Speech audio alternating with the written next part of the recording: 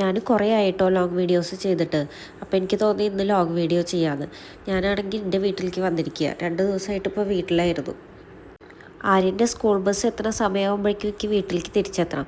അപ്പോൾ അതേ അമ്മയ്ക്ക് കൊണ്ടുപോകാനുള്ള ചോറും പിന്നെന്താ ചമ്മന്തി കറി അതൊക്കെ ആക്കിയിട്ട് ഇലയിൽ പൊതിഞ്ഞ് തരികയാണ് കേട്ടോ. ആര്യ എണീറ്റിട്ട് കുളിയൊക്കെ കഴിഞ്ഞിട്ട് സോഫയിൽ വന്ന് കിടക്കുന്നുണ്ട്. സേമോള് നല്ല ഉറക്കം. അപ്പോൾ സേമോളെ ഞാൻ ഉണർത്തണില്ല, ഉണർത്താതെ തന്നെ അങ്ങനെ എടുത്തു കൊണ്ടുവരാച്ചിട്ടാണ്. ഞാൻ വരുമ്പോഴേക്കും ഇതാ 3 പേരും എണീറ്റിട്ട് ഓരോരുത്തർ കുളിക്കുക പല്ലേക്കുള്ള പരിപാടിയിലൊക്കെ നിൽക്കണം കേട്ടോ. അപ്പോൾ അതേ ഞങ്ങൾ വണ്ടി വന്നപ്പോൾ പോരാൻ വേണ്ടിയിട്ട് നിൽക്കുക. സേമോൾ നല്ല ഉറക്കുക. ചേച്ചി സാധനങ്ങളൊക്കെ എടുത്തിട്ട് വണ്ടിയിലേക്ക് വെച്ചിട്ടുണ്ട്. ഞങ്ങളിവിടെ ഒരു 8:45 ആകുമ്പോഴേക്കും എത്തിയിട്ടോ. കറക്റ്റ് ടൈമായിരുന്നു ആര്യൻ്റെ ബസ് വരുന്ന സമയം. അപ്പോഴേക്കും വേഗം ആര്യൻ്റെ കാര്യങ്ങളൊക്കെ ചെയ്ത് കൊടുത്തിട്ട് പറഞ്ഞയച്ചു കേട്ടോ.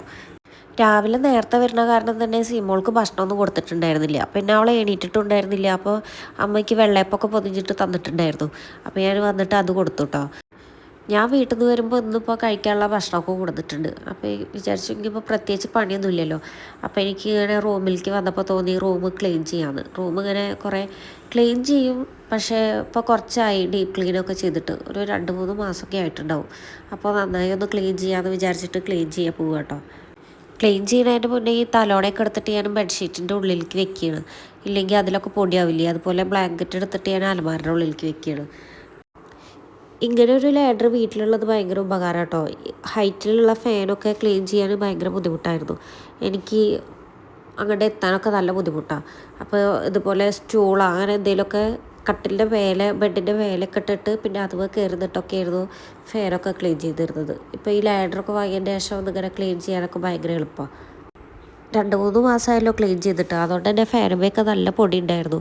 ഞാൻ എപ്പോഴും റൂമിൽ വന്ന് കിടക്കുമ്പോൾ ഇങ്ങനെ വിചാരിക്കും, അയ്യോ ഇത് ക്ലീൻ ചെയ്യണമല്ലോ എന്ന്. ഇതുവരെ അതിനുള്ളൊരു മൂഡ് വന്നിട്ടുണ്ടായിരുന്നില്ല. അങ്ങനെ എന്താണ് ഇപ്പോൾ ഒന്ന് ക്ലീൻ ചെയ്യണം എന്നുള്ള തോന്നലുണ്ടായത്. ഈ ബാത്റൂമിൻ്റെ മേലുള്ള സ്റ്റോറേജ് ഏരിയ ഒന്നും ഉണ്ടാക്കരുത് കേട്ടോ. വെറുതെ ഒരു ആവശ്യമില്ലാതെ ഉണ്ടാക്കി. ഇപ്പോൾ അത് ക്ലീൻ ചെയ്യാനേ സമയമുള്ളൂ. ഒന്നാമത് അതിൻ്റെ ഉള്ളിലേക്കൊന്നും കയറിയിട്ട് ക്ലീൻ ചെയ്യാനൊന്നും പറ്റില്ല. എന്തിനാണ് അവ ഉണ്ടാക്കി വെച്ചുള്ളത്. പിന്നെ അത് അല്ല നമ്മൾ പറഞ്ഞിട്ട് തന്നെ ഉണ്ടാക്കിയിട്ടുള്ളത്. പക്ഷേ അന്ന് അറിയണ്ടായിരുന്നില്ല. ഇപ്പോൾ അറിയുന്നുണ്ട് എന്തിനാണ് വെറുതെ ആവശ്യമില്ലാതെ ഉണ്ടാക്കിയത്. പിന്നെ എ സിയുടെ ഉള്ളിലൊക്കെ ക്ലീൻ ചെയ്യുക. അപ്പോൾ എ സിയുടെ ഫിൽറ്ററൊക്കെ ഉണ്ടല്ലോ, അതൊക്കെ എടുത്തിട്ട് ഞാൻ താഴേക്കിടുക കേട്ടോ. ഈ ജനാലൊക്കെ ഞാൻ സ്ഥിരം അടിച്ചു വരുമ്പോഴും തുടയ്ക്കുമ്പോഴൊക്കെ ഞാൻ പൊടി തട്ടുന്നതാണ്. പക്ഷേ എത്ര പെട്ടെന്ന് അതിലൊക്കെ വീണ്ടും പൊടി പിടിക്കുന്നത്. നിറച്ചിങ്ങനെ ചെറിയ എന്താ പൊടി തന്നെയാണാവോ എനിക്കറിയില്ല. അത്രയും അധികം പൊടി അതിലൊക്കെ പിടിച്ചിരിക്കുന്നുണ്ട്.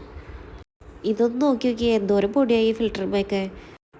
ഇത് ഡോറിൻ്റെ അടിയത്തെ കുറ്റിയുടെ സംഭവം അഴിച്ചു വെച്ചുള്ളതാട്ടോ. സീമോളെ എങ്ങാനും എപ്പോഴെങ്കിലും ലോക്ക് ചെയ്താലോ എന്ന് പേടിച്ചിട്ട്.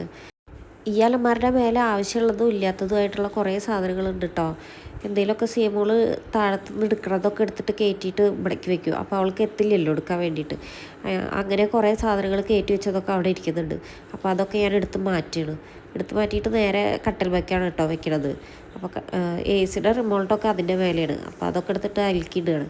പിന്നെ അത് അവിടെയൊക്കെ ക്ലീൻ ആക്കിയെങ്കിൽ ഇപ്പോൾ അതിൻ്റെ മേലെ ഞാനൊരു സാധനം കയറ്റി വെക്കണില്ല. കയറ്റി വെച്ചിട്ടുണ്ടെങ്കിൽ അവിടെ തന്നെ ഇരിക്കും. പിന്നെ അതൊക്കെ ക്ലീൻ ചെയ്യാൻ സമയത്താണ് ഭയങ്കര ബുദ്ധിമുട്ടാണ്.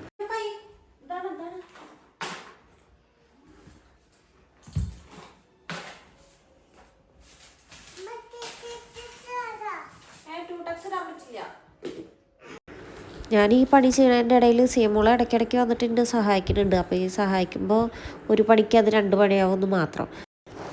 ഈ റൂമിൽ ഏറ്റവും കൂടുതൽ പൊടി അടിഞ്ഞുകൂടി കിടക്കുന്നത് ഈ കട്ടിലിനാണ് കേട്ടോ.